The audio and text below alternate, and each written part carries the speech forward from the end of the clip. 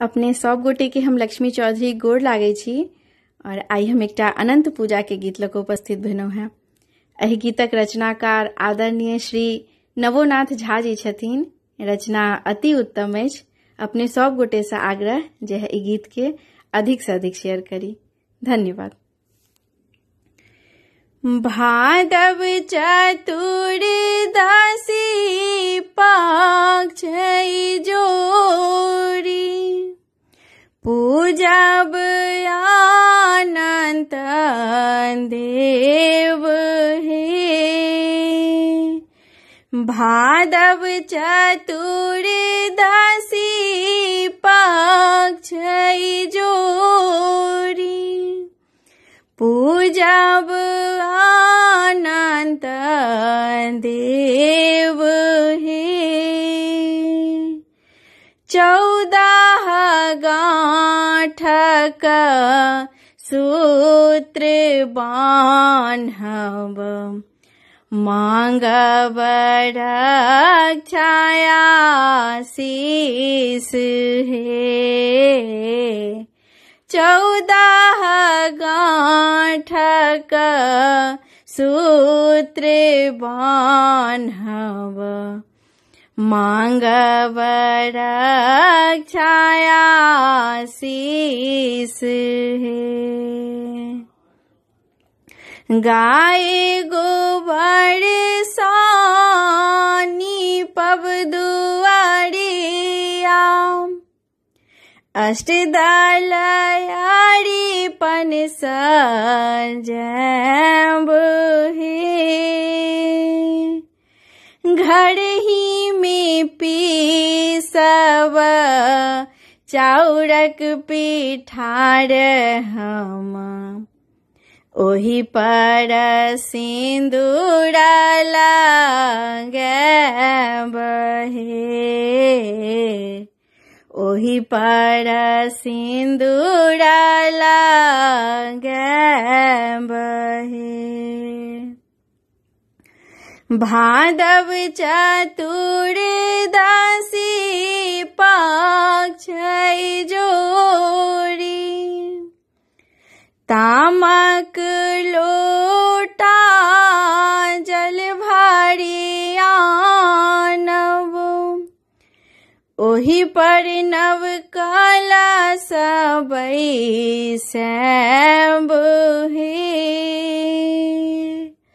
ज्योतिल चंदन कुशपात राखब धूप दीप गुगुल जरब हे।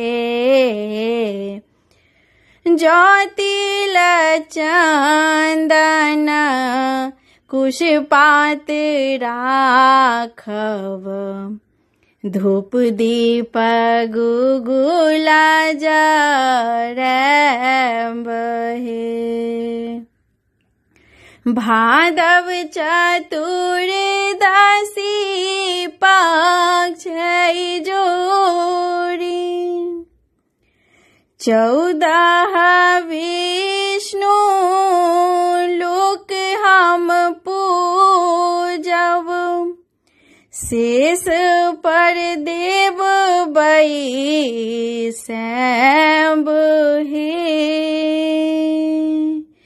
फल फूल पुआ पक मन भोग लगायब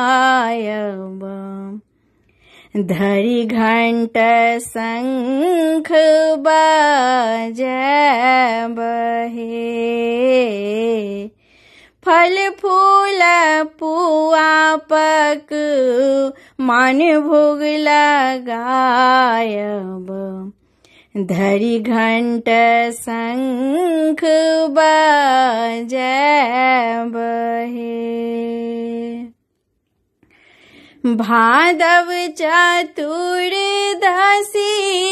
पक्ष जोरी माथव समुद्र खीरा सा क्षीर में अमृत ओहि सा बहरत है। प्रभु चरनामृत पाविक जन्म सफल भजत है।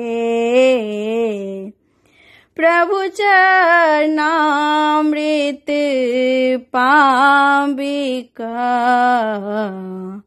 जन्म सफल भजत है। भादव चतुर्दशी पक्ष जोड़ी